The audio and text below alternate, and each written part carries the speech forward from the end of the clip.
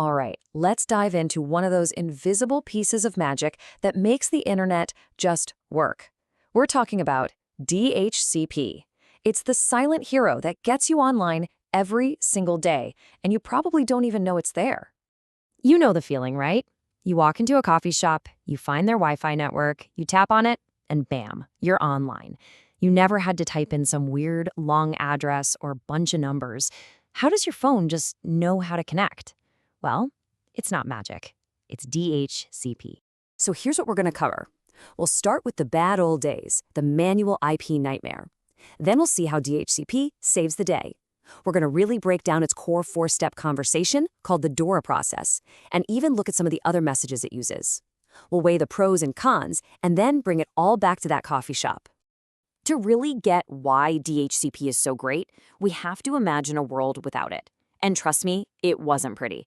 Back in the day, connecting any device to a network was a huge pain. For every single computer, you, a human, had to manually type in a unique IP address, a subnet mask, a default gateway, all this technical stuff just to get online. Now, maybe for one or two computers at home, that's doable. But just imagine an office with a few hundred people, and they all have a laptop and a phone. That's a ton of devices. A network admin would spend their entire day just punching in numbers, and it was so easy to mess up. Give two devices the same IP address, and boom, you've got an IP conflict, and things just break. It was a total nightmare.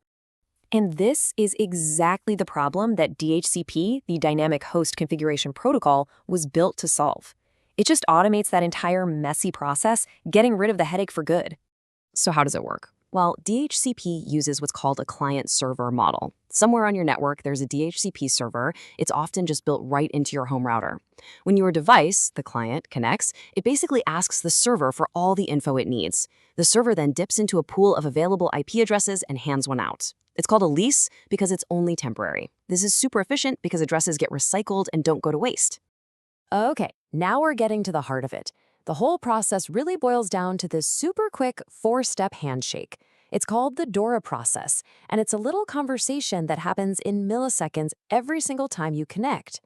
So first, your device shows up and sends out a discover message. It's basically shouting into the void, "Hey, I'm new here. Can anyone give me an IP address?"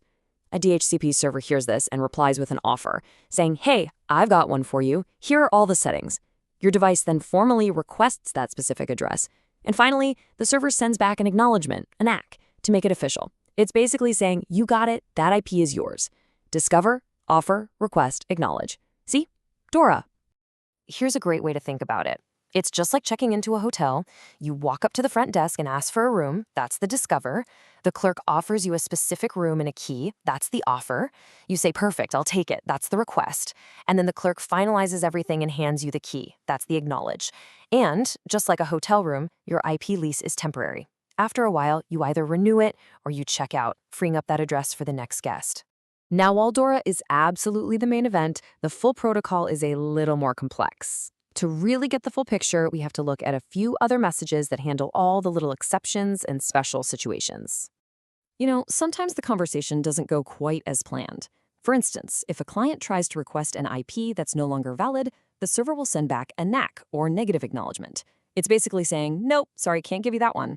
Or if a client gets an offer but realizes another device is already using that IP, it'll send a decline message. When you disconnect from Wi-Fi, your device can send a polite release message to give the IP back right away. And then there's inform, which is for when a device already has an IP but just needs other settings, like the DNS server addresses. So we've seen how DHCP makes everything simple and automatic. But, you know, like any piece of technology, it's kind of a double-edged sword. It has some huge advantages, but also a few drawbacks you need to be aware of.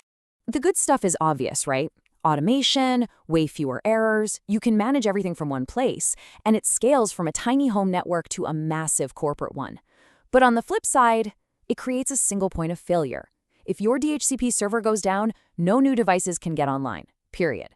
It's also got security risks, like DHCP spoofing, where a hacker can set up a fake server to listen in on your traffic.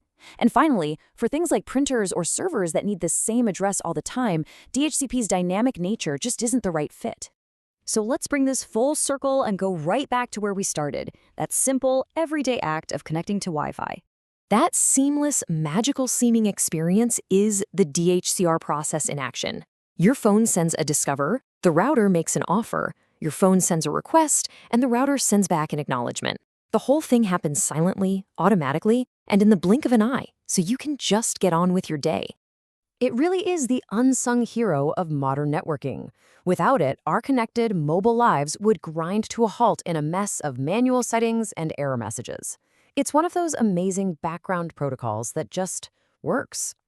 And DHCP is just one of these hidden engines.